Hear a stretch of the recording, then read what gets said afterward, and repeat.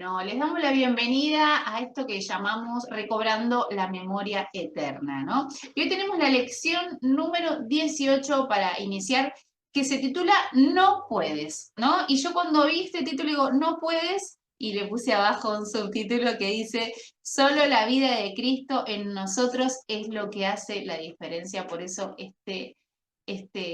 esta lección del día de hoy se titula No puedes, ¿no? Me gustó este título porque como que nadie comienza, no sé, un sermón, un estudio diciendo vos no podés. Vos no podés. En realidad todo lo contrario, ¿no? Vos podés, Vos el sos poder esto, vos está sos en lo ti. otro. Para, acá comenzamos esta lección Empoderamiento diciendo está en no, vos no, y no ahora no. podés.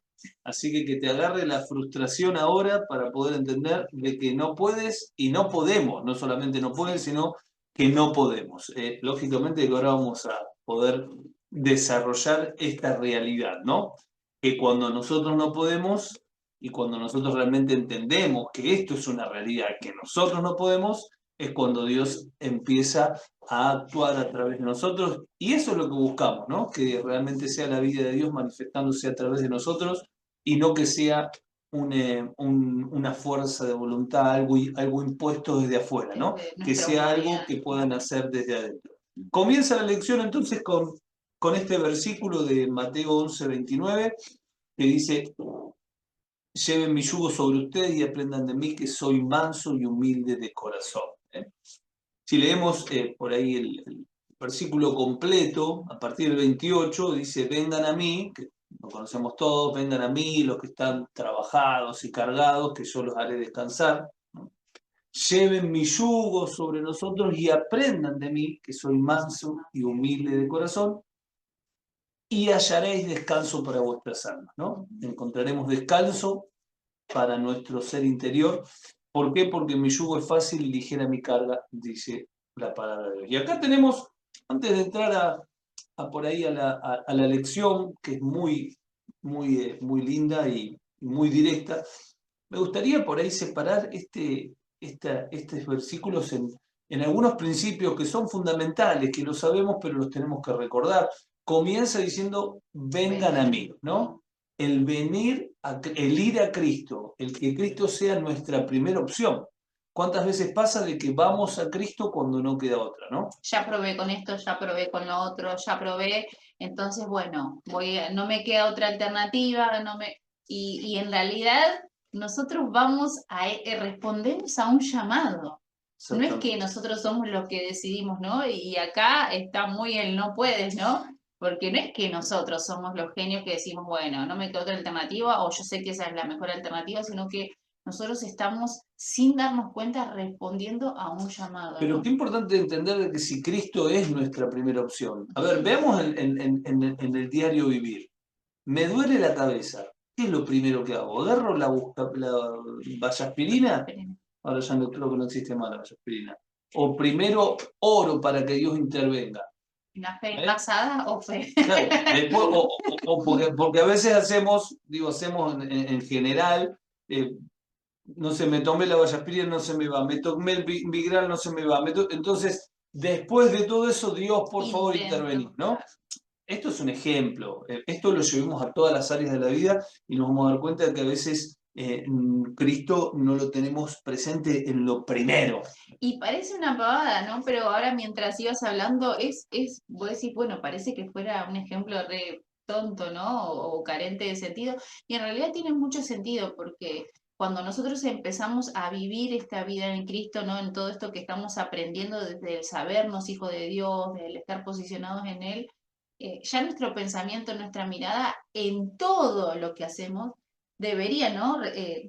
Tener esa transformación en la que ya hasta en la pequeña cuestión cotidiana, mi primera opción o mi única opción, digamos, siempre es recurrir a Dios, ¿no? Recuerdo una vez cuando estudiamos misionología que explicaban de que según las estadísticas, los cristianos que viven en lugares apartados, alejados, entre medio de las montañas, donde no hay nada, son personas que han desarrollado la fe de una manera completamente distinta. ¿Por qué? Porque ahí no hay opción de decir, bueno, te duele algo, te duele la panza, te llevo al médico. No, ahí es Dios Dios. tiene que obrar. Te tengo que llevar al médico cuando estás medio muerto, porque tengo que hacer 200 kilómetros. Entonces, a veces las situaciones, las circunstancias hacen que nosotros no pongamos a Dios en esta realidad de ir a Él, de ir a Él. Vengan a mí, ¿no? Comienza así. Ahora, acá podemos separar la otra parte con llevar mi yugo sobre vosotros, de Jesús. Vengan a mí, ¿no? Ustedes que están trabajados, cargados, lleven mi yugo sobre ustedes. Es decir, conocemos este relato, ya lo hemos enseñado un montón de veces, que hace esta comparación con un contexto agrícola, ¿no? El yugo que llevan los bueyes. Pero es interesante recordar que ese yugo y en ese contexto se ponía al buey más fuerte, al que más sabía, al que sabía el camino, con aquel que recién comenzaba, con aquel que era débil, con aquel que no podía solo. Es decir, uno iba a cargo, ¿no? Uno Del era el que otro. determinaba la dirección, uno era el que manejaba el camino, y llegaba un momento que el otro ya iba aprendiendo, y llegó un momento que ya ese después iba a ser el guía del próximo que iba a venir, ¿no? Y ese es el recurso literario que utiliza acá Cristo para enseñarnos y para mostrarnos la necesidad que tenemos de que Él sea el que esté dirigiendo todo y esté llevando el peso, esté cargando lo que nosotros no podemos cargar, esté decidiendo por nosotros aquellas cosas que nosotros no podemos porque no sabemos. Y ahí es donde uno le dice, bueno, Dios, te entrego a vos esta causa. Después dice, aprendan de mí porque es interesante acá que dice, aprendan de mí que soy manso y humilde de corazón y hallaréis descanso. Qué tremendo que ese descanso viene en este aprendizaje, ¿no? Viene en este aprendizaje no solamente cuando vamos avanzando hacia esta mansedumbre, esta humildad, sino esta palabra, aprender. Aprender. A veces pensamos que las cuestiones son espontáneas y es un proceso, es un aprendizaje, el aprender, el poder ir caminando con Cristo, el tener un corazón dispuesto. El descanso no va a venir de un momento para el otro, sino es un proceso, ¿no? El de ser manso, es decir, rendirse sin resistencia a nuestro Padre y el tener un corazón humilde, no buscar nuestra gloria, nuestra posición, ¿no? El aprender no es de un momento para el otro, el descanso nunca es espontáneo, vamos caminando hacia ese descanso y en la medida que aprendemos, en la medida que nos dejamos enseñar, en la medida que aceptamos las enseñanzas, vamos descansando. Y después dice, lógicamente, hallaré descanso para él. Ahora, comienza el punto número 1 que tienen ahí en la lección, dice, un mandato con promesa. Un mandato con promesa. ¿Y cuál es este mandato? Que en la humildad de corazón y en la mansedumbre es donde vamos encontrando esta paz interior, es donde vamos encontrando este descanso, ¿no? ¿Por qué? Porque solamente poniendo nuestras vidas en las manos de Dios y dejándonos guiar por Él es que encontramos este verdadero reposo que necesitamos siempre, aunque nos demos cuenta o no. A veces no nos damos cuenta, pero nuestro corazón, nuestro interior está agitado, está desesperado, o a veces nos damos cuenta pero no sabemos cómo resolverlo, porque está todo bien pero internamente no está todo bien. Y ahí es donde Dios tiene que intervenir para que realmente Él pueda hacer nuestro descanso. Como hemos predicado hace 15 días, creo que el domingo pasado, no, el anterior, de la necesidad de poder encontrar a Cristo en nuestro descanso interior, ¿no? Por eso la clave está en las palabras que Jesús dice, ¿no? Sean mansos y humildes de corazón, dice. Y hay un enemigo de la obediencia, ¿no? Llamado rebeldía. Y si vamos viendo, ¿no?, esta construcción que estamos haciendo, en la lección anterior hablamos de lo que era la obediencia. Una fe sin obediencia es chamullo, decíamos, ¿recuerdan? Una fe sin obediencia es nada, es decir de dientes para afuera algo que no estoy viviendo, ¿no? Y ese enemigo de esa obediencia se llama rebeldía. Y yo buscaba rebeldía, y rebelde significa persona que no se sujeta a cierta autoridad, ¿no? Y tiene que ver con esto, con que en ocasiones no solamente no acudimos a Dios, sino que cuando Dios está por medio de su espíritu hablando a nosotros, hacemos palabras, hacemos oídos sordos, ¿no? No queremos oír esas palabras porque en ocasiones tenemos que poner de nuestro esfuerzo, ¿no? Porque ese vengan a mí requiere de una movilidad, ¿no? Requiere de un decir, bueno, me rindo, ¿no? Porque recién justo el pastor explicaba esto, ¿no? De qué requería esto del yugo, es que dejarme llevar por el otro, que el otro sea el que esté gobernando la situación mientras vamos haciendo, ¿no? Entonces, sin duda de que la rebeldía en ocasiones toma un papel muy preponderante en nosotros, porque no queremos dejarnos gobernar. Queremos hacer lo que nosotros queremos tomar nuestras propias decisiones, queremos hacerlo a nuestra manera y en ocasiones Dios, por medio de su Espíritu, habla en nuestro corazón y nos dice, no, no es por acá, pone una inquietud, pone un algo, o puede ser, ¿no? Con palabra audible, puede también, ¿no? Pero sea cual sea la manera en la que Dios se exprese con nosotros, en ocasiones no queremos, ¿no? Como que es esas cualidades que Jesús remarca sean mansos y humildes, es esa actitud de dejarme gobernar, no lo estoy haciendo, ¿no? Entonces que podamos ir pensando, ¿no? En todo esto que vamos aprendiendo y pedirle al Espíritu, ¿no? Que al momento que nos guíe nos dé esa valentía también para poder ser obedientes a Y Él, ¿no? pensaba, digo, qué tremendo el tema de la rebeldía, porque es un enemigo que se agazapa, pero tan bien, que no lo identificamos. No es algo, claro, no es como la ira. A ver, sí, tenés ira, bueno, pero lo identificás tarde o temprano, sale. Sí. Pero el tema de la rebeldía, podés estar años, con una rebeldía interior y no te das cuenta. Y la generalidad de esta rebeldía es que siempre se revela contra autoridades. ¿Eh? Es decir, primero contra la autoridad máxima de todo, que es Dios. ¿Por qué? Porque donde a veces por ahí necesitamos el por qué. ¿Y por qué? ¿Pero por qué? ¿Y por qué es esto? Y empezamos con esas preguntas internas y en realidad lo que estamos haciendo es la vasija de barro cuestionándole al alfarero. Es decir, bueno, Dios no no tenemos que entender determinadas cosas, tenemos que hacerlas.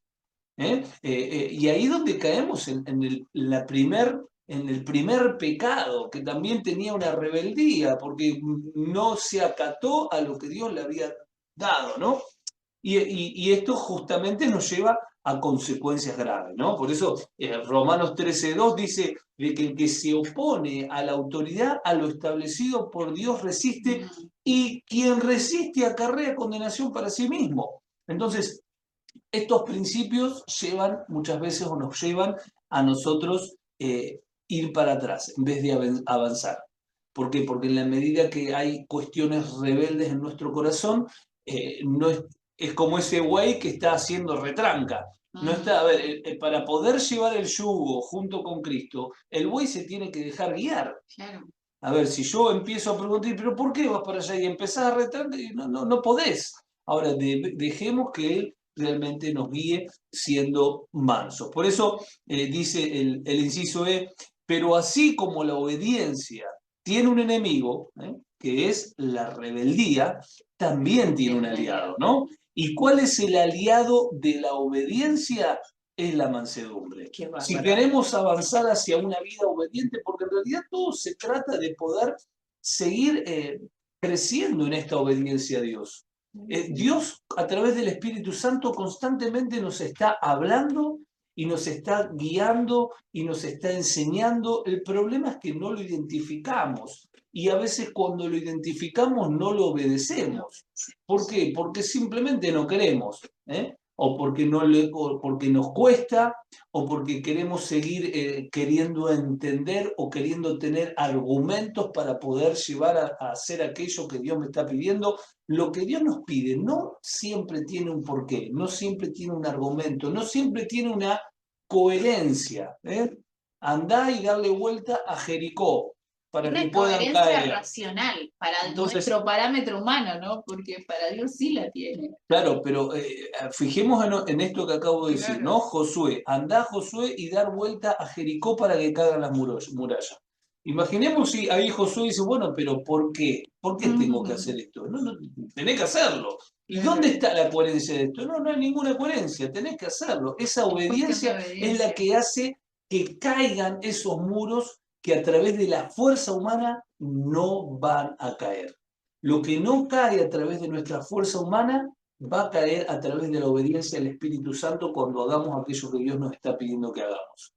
Pero para eso debemos pararnos en el título de este estudio, que es No puedes. No puedes. No podemos. No podemos. Punto número 2. Definamos lo que es la mansedumbre, entonces. Si hablamos de que la mansedumbre es el aliado de la obediencia que necesitamos para avanzar, bueno, la mansedumbre, bueno, primero, la mansedumbre no es ser menso, lo puse acá, ¿viste? Parecen parecidas las palabras, pero no es, manso no es menso, no es ser menso, no es no reclamar nuestros derechos, No se trata de eso, somos administradores y tenemos que administrar sabiamente todo lo que está a nuestro alrededor. A veces pensamos que mansedumbre es decir, bueno, está bien, que se lleven todo. No, que se lleven todo si no es tuyo. Claro, A no ver, tiene vos que sos ser falta de administrador y tenés que defender absolutamente todo lo que Dios te puso a tu cuidado.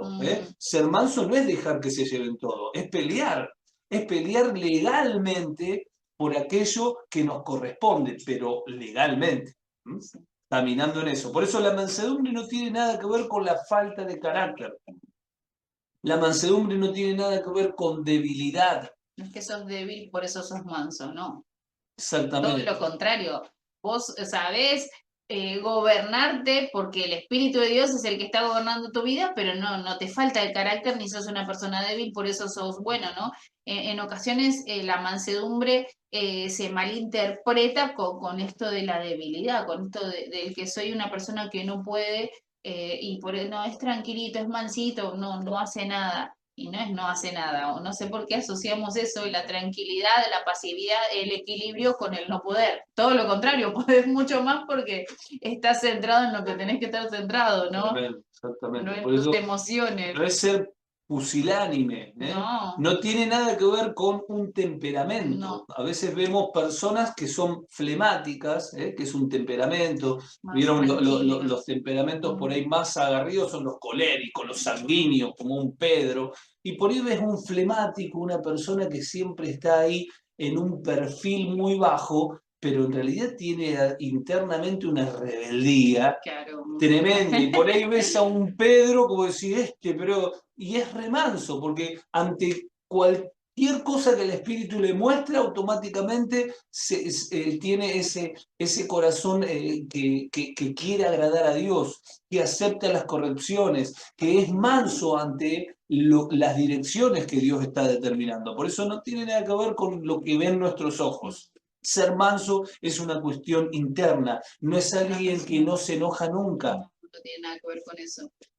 No es con la persona que nunca levanta la voz y no reacciona, no tiene nada que ver con eso. La mansedumbre no está ligada a una persona con falta de carácter, por el contrario, a una persona que puede estar por medio del Espíritu gobernada siendo por la vida de Cristo, ¿no? Exactamente, por eso hay un proverbio que dice que aquel que se enseñorea de sí mismo es mejor que aquel que conquista toda una ciudad. Sí. Es decir, no importa lo que vos estés conquistando con tus manos, lo importante es lo que estás conquistando internamente. ¿Cómo está Dios gobernando internamente tuyo? Hay una persona que dice la palabra que fue el más manso de todos. ¿Quién fue? Moisés. Lógicamente que Cristo es el top en todo, ¿no? Pero dice ahí en Números 12:3 dice que Moisés fue el hombre más manso sobre la tierra. Y no tiene nada que ver a que no se enojó, porque vimos un montón de claro, ejemplos. hay un montón de ejemplos que él se enojó. Recuerden cuando baja del monte Sinaí y encuentran que habían hecho un becerro de oro y rompió las tablas. Sí. Y cuando los israelitas se quejaban por el agua, ¿no? Y ahí en Números 20 también se enojó tremendamente, golpeándola 2 veces la roca, que después tuvo una consecuencia por ese enojo, pero aún así sigue teniendo ese papel del hombre más manso del mundo, ¿no? O mismo con el maná, cuando la gente se quejaba, en Números 11 se quejaba bueno, también. Ahora, es interesante algo, ¿no? Que todos los enojos que Moisés tenía, no los tenía porque él mismo era atacado. ¿Por qué? Es decir, no lo tenía por una cuestión personal. Claro, no eran enojos en represalias a cosas personales. Claro, él era su enojo era porque estaba apasionado y ensamblado con el propósito eterno de Dios. Y todo lo que iba en contra de eso, todos esos pecados que iban en contra de Dios, eso era lo que lo enojaba. Tenía un celo tan grande por Dios.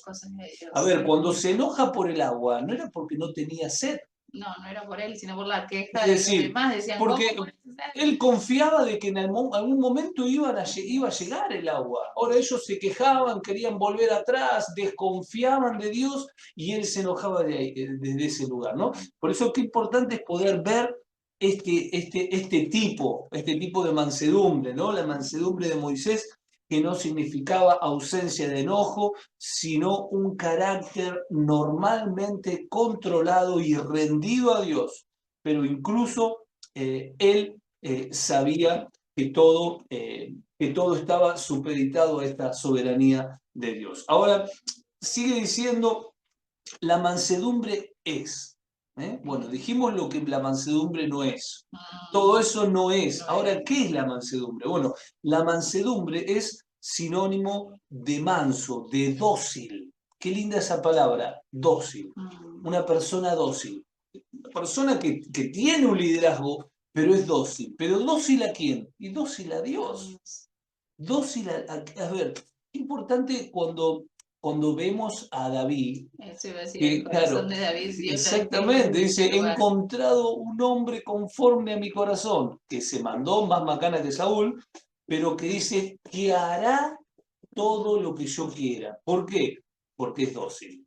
Porque voy a poder guiarlo, se va a dejar enseñar. Cuando lo confrontó con el pecado, el profeta Natal, él no se justificó. No. Él agarró y se rindió porque era dócil ante lo que Dios le iba mostrando, ¿no? Sí. Que podamos entender esto. ¿Y cuántas veces nos hemos encontrado con personas que son con un carácter que vos decís, qué bárbaro, lo bueno o lo buena que es, pero internamente hay una soberbia tan grande. Internamente hay una En soberbia tan grande. ocasiones sí te engaña la apariencia, Por pero es eso, tan importante este equilibrio, ¿no? De dejar que Dios esté en nosotros, ¿no? Porque es verdad, ¿no? Recién traías el ejemplo de David y vos decís, bueno, pero mirá todo lo que hizo, cometió esto, hizo lo otro, pero su corazón estaba en querer agradar a Dios. Cuando fue confrontado con su pecado, no dijo, no, bueno, ¿no? Como otros que hicieron, no se quisieron hacer cargo, sino que él dijo, no, perdóname que no sea parte de mí tu presencia, por favor, no quiero otra cosa que estar con vos. Y eso te muestra un corazón en el que, bueno, me equivoqué, soy un ser humano, pero no quiero dejar de hacer lo que vos querés que haga, Dios, ¿no? Y esa debe ser nuestra mirada, ¿no? así es. También significa ser sosegado, sumiso, reposado, apacible, afable. Ahora hay otra aceptación de la palabra Otra manso, acepción. Sí, otra pero también acepción. pensaba, ¿no? Cuando hablaba de estos sinónimos, también hay otros sinónimos que son lindos, agradables y apacibles, ¿no? Tiene que ver con, el agradable y apacible tiene que ver con una persona que es cordial al trato, es decir, una persona que evidencia esa mansedumbre que tiene internamente, ¿no? Porque estos sinónimos que acá habla del manso, ¿no? Tienen que ver con eso, ¿no? El apacible y el agradable tiene que ver con una cordialidad que vos expresar, ¿no? Y eso se trata la vida de Cristo, poder expresar lo que está sucediendo en cada uno de nosotros, ¿no? Así es. Por eso la otra acepción que recién decías, ¿no? Tiene que ver con esta palabra de manso, que en el diccionario dice domado, domesticado, amansado, ¿no? Y esto también tiene que ver con un trato. Me gusta esa última Con un palabra, trato desbravado. de, Desbravado, es decir, esa bravura, es decir, me hace acordar a un caballo, ¿no? Un caballo salvaje que tiene que ser amansado, que tiene que sufrir, porque cuando se le hace la embocadura del caballo, sufren mucho los caballos, pero es necesario para que puedan ser domados, para que puedan después ser un instrumento que pueda llevar, que pueda ir hacia un objetivo, por que no eso, esté dando vueltas en un establo sin ningún objetivo. Es decir, para que puedan ir a un objetivo, para que puedan tener un destino, para que puedan ser parte de un propósito, tienen y tenemos que ser amansados, domesticados a través de Pasar lo que vamos a vivir. por ese proceso, ¿no? Pensaba yo, porque justo todas estas acepciones tienen que ver con eso, ¿no? Porque el domesticado, el amansado, desbravado, domado, tienen que ver con consecuencias de un proceso, ¿no? Mm. No es que uno nace domesticado, es domesticado en un proceso. Uno no nace amansado, en un proceso se puede lograr eso, ¿no? Y así todas las acepciones que vimos recién tienen que ver con el fruto de un proceso.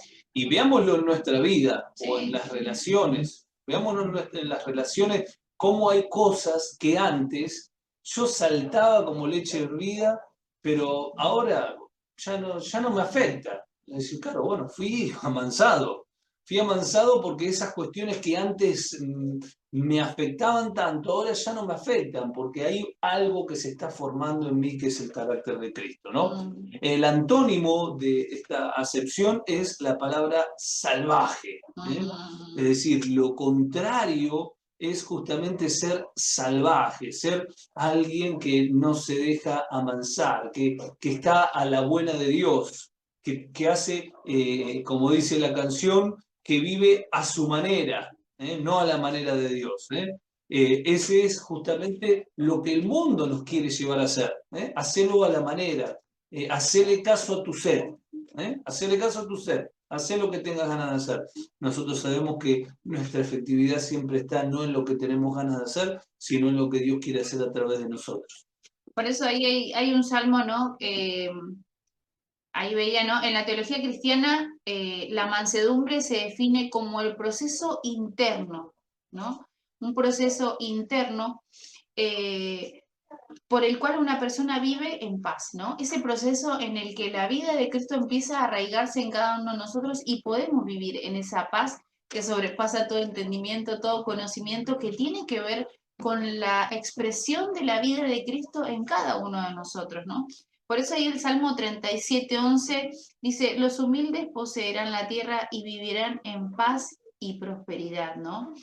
Es importante entender de que esa paz, ese proceso en el que yo puedo adquirir esa paz de Dios en mi vida, es la que después luego puedo disfrutar, ¿no? Y acá habla de esto, ¿no? De poseer una tierra, de vivir en paz, de vivir en prosperidad, ¿no? Esto hace cesar grandes ofensas, ¿no? El ser manso, pero... Pero recién veíamos, ¿no? Esto que el pastor explicaba, para poder lograr ser manso, amansado, desbravado, domesticado, requiere de un proceso el cual su vida, la vida de Dios, empieza a ser en cada uno de nosotros cuando dejamos ser amansados, cuando nos dejamos dominar por Él, cuando dejamos que Él gobierne todo lo que somos, ¿no? Que tantas veces nos cuesta, ¿no? Porque a veces creemos de que ya tenemos la solución para todo, que ya tenemos las ideas para todo, y, y en realidad las mejores ideas que nosotros podemos tener de vida, en las emociones, con nuestros hijos si tenés hijos, o con tu trabajo, con lo que sea, la única manera en realidad es cuando dejas que la vida de Cristo sea una realidad y Él pueda ser real en vos, ¿no? Y ahora viene el punto número 3, que es el Sí. más contundente, es la frutilla del postre, porque dice, bueno, la mala noticia. ¿Cuál es la mala noticia? ¿Cuál es el centro del meollo de toda esta cuestión? Es Del que no no podemos podemos, claro, que no podemos ser obedientes sin sin mansedumbre. mansedumbre. Chan. ¿Por qué? Porque la obediencia no está naturalmente en el ser humano. Es decir, en nosotros lo que naturalmente está es la desobediencia, no la obediencia. Por eso no podemos ser obedientes sin mansedumbre, porque es la mansedumbre, el ser mansos a lo que Dios nos quiere mostrar, nos habla y hacia donde nos quiere introducir, es en esa mansedumbre donde nosotros podemos ser obedientes al ir en contra de nuestra propia naturaleza, que es el ser desobediente, ¿no? No se aprende a ser desobediente, se nace siendo un desobediente. Y eso lo vemos en los niños, ¿no? Porque si vemos a niños pequeños, siempre lo primero que su instinto es de maldad, de decir, vamos para allá, van para el otro lado. Y uno en realidad siempre está constantemente corrigiéndole y enseñándole a ser obediente, no a ser desobediente. Entonces ahí te das cuenta que en realidad uno nace con esa naturaleza, una de las cualidades de la naturaleza pecaminosa en cada uno de nosotros es la desobediencia, ¿no? Exactamente, por eso la religiosidad ¿qué es lo que ha hecho? Ha establecido reglas, Normas. ha establecido reglas Sí, para que nosotros vivamos en esas reglas sin importar lo que pasa internamente. claro. Es decir, vos internamente podés ser un rebelde, podés ser un desobediente, podés ser una persona que está re lejos de Dios, pero si continuás haciendo esas reglas exteriores, ya está, ¿no? Es decir, es maquillar a un muerto. Eso es lo que tenemos que entender, que lo importante es lo que pasa dentro nuestro para que lo que pase afuera sea un resultado de la vida que nos habita, para poder mantenerlo y que sea real, porque lo que no es real, el fuego lo va a quemar. Por eso tenemos que entender de que todo lo que es real no es recibido por Dios. Todo lo que no es verdad, Dios no lo recibe. No. Dios no puede recibir todo lo que es engaño, todo lo que es disfrazado, todo lo que es mentira. Dios recibe todo lo que es verdadero. Y todo lo que es verdadero empieza a emerger de nosotros cuando nosotros decidimos ser mansos voluntariamente al gobierno del Espíritu, cuando cuidamos la vida interna nuestra y le permitimos a Dios que Él sea el que esté gobernando. Porque es un negar constantemente. Mire, me adelanto a algo que vamos a trabajar los jueves, en la última clase de los jueves, vamos a estar tocando sobre la parte del ayuno y hablando, ya adelantándonos nosotros bueno, con la pastora, hablando de este tema, de que la importancia es vivir negándonos a veces lo que naturalmente uno tiene ganas de hacer. No es negarse un día, sino es vivir una vida negada a la desobediencia natural que hay en nosotros para que Dios pueda gobernar todo el tiempo. Claro, sí. Entonces, qué importante es poder comprender de que este es el tiempo donde tenemos que ser verdaderos. Tenemos que ser verdaderos, tenemos que no basarnos en reglas. Por eso dice, podrás obedecer reglas, pero una cosa es obedecer reglas y otra cosa es ser obediente de corazón. Son dos cosas totalmente diferentes. Esto es propio de la religiosidad, ¿no? Sí. Gente que obedece reglas por imposición externa, por amenaza, por manipulación, pero no son obedientes de corazón. No hay un querer interno de querer hacer realmente lo que el Espíritu Santo nos está llevando a hacer. Este es el querer que tenemos que tratar de buscar, y no solamente de buscar, sino de enseñar. En nuestro ámbito, con nuestra familia, con nuestros hijos, de poder gestar y ser personas que favorecen el crecimiento de esa vida interna y de ese gobierno interno para que en el tiempo pueda manifestarse esa vida. ¿Cuántos en nuestro entorno encontramos personas o familiares que tienen que cambiar determinadas cosas, que tienen cuestiones que uno diría, ¿cómo hacemos para resolver esta cuestión? ¿Cómo hago para que no haga esto que tiene que hacer? Y la respuesta no es decirle, mira, no lo hagas más que te compro algo. No lo hagas más porque va a venir un castigo del cielo y te vas a ir al infierno. No lo hagas más, no. La cuestión es llevarlo a la fuente donde va a encontrar el poder para poder cambiar aquello que hoy no está cambiando. Lógico, ¿no? Uno no puede darle una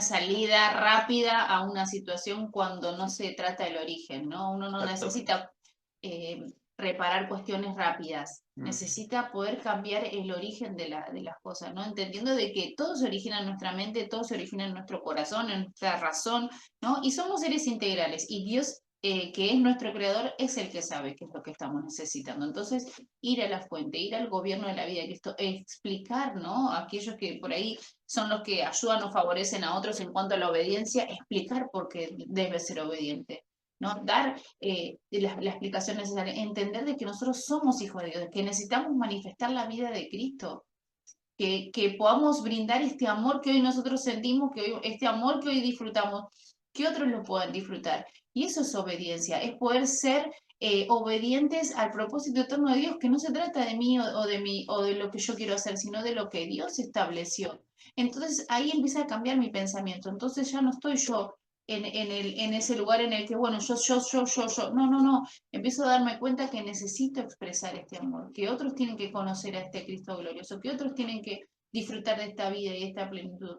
pero cuando empiezo a conocerlo, ¿no? Y cuando empiezo a dejar de que su vida sea la que se manifieste, ¿no? Y cuando empiezo a entender que no puedo. Exactamente. Por eso no podemos ser obedientes sin Sí, mansedumbre, es no podemos imposible. tener mansedumbre si no estamos gobernados verdaderamente por el Sí, Espíritu Santo, ¿no? Porque la mansedumbre es un fruto natural del Espíritu, ¿eh? sí, Es algo que fluye así naturalmente de es. la persona del Espíritu Santo que nos habita. Si estamos gobernados, plenos en el Espíritu Santo, la mansedumbre no será un problema, ¿eh? Va a estar allí manifestándose cada día en nuestra vida. Y el Padre va a gobernarnos y se va a poder manifestar a través de nosotros y vamos a estar cumpliendo nuestra función de ser reconciliadores, de ser esos embajadores que llevan a cabo esta función y este mensaje de vida, de este evangelio en el cual todos somos llamados a manifestar y a proclamar. El proclamar el evangelio no es simplemente palabras, es una vida que transforma, pero primero nos tiene que transformar a nosotros. A cada uno de nosotros, ¿no? Qué importante eso entender, ¿no? Porque en ocasiones hay gente que dice, bueno, pero ustedes no salen a las plazas, no salen. Primero uno tiene que saber de qué se trata el Evangelio, ¿no? Uno tiene que saber quién es en Cristo y entender de que, y siempre digo esto, y tiene que ser así, ¿no? Tu primer impacto evangelístico que tenés que hacer, ni bien conoces a Dios, ni bien empezás a saber de qué se trata, es en tus hijos si tenés hijos, es en tu esposa si tenés esposa, si tenés novia, si tenés papá y mamá, lo que sea que tengas, con el que estés viviendo, con el que estés más cercano, ese es tu primer impacto evangelístico. Es expresar la vida de Cristo, es demostrar de que hay algo mayor que está superándote y que está gobernando todo lo que sos y que está haciendo de tu vida algo diferente, ¿no? Eso es expresar a Cristo, eso es evangelizar. ¿No? En los lugares de trabajo donde Dios en nos donde Dios puso, te puso. en Sí. esos lugares donde estamos todo el tiempo, que estar siempre orando, estar solícitos a lo que el Espíritu Santo me quiere decir a la persona que está ahí, a la persona que viene. A ver, a veces no podemos dejar de estar haciendo esto y Dios a veces te está hablando para que dejes de hacer esto, que lo podés hacer mañana y puedas ser ese colaborador para poder escuchar al que está ahí al lado, sea un cliente, sea un compañero de trabajo, sea alguien en el cual estoy interactuando, porque no hay otra persona, Dios te puso a vos. Ahí te puso para poder manifestar la persona de Cristo en el lugar, pero para eso debemos ser mansos y poder ser dóciles a lo que Dios quiere hablarnos, porque siempre hay una palabra de Dios en la cual podamos impartir en nuestro entorno para que la luz ilumine aquel lugar donde estamos. La mansedumbre no la aprendés en un seminario. La mansedumbre no la adquirís asistiendo a reuniones, aunque vayas a todas. La mansedumbre no tiene que ver con la cantidad de años de creyentes que tenemos. La mansedumbre no la recibimos por medio de la imposición de manos o porque alguien te ore. Nada de eso tiene que ver con mansedumbre. La mansedumbre surgirá y se manifestará en nuestra vida en tanto que seamos gobernados por este Espíritu Santo que quiere manifestarse, porque es su fruto, ¿no? Un fruto que no se aprende, un fruto que no se adquiere, un fruto que surge espontáneamente donde hay vida. Un árbol que tiene vida va a dar fruto. Si ese árbol no está dando un fruto es porque no hay una vida, porque hay una enfermedad, porque hay algo que tiene que ser resuelto para que naturalmente pueda dar fruto y alimentar y llevar vida a su entorno. Hasta acá entonces la lección número 18 de Recobrando la Memoria Eterna.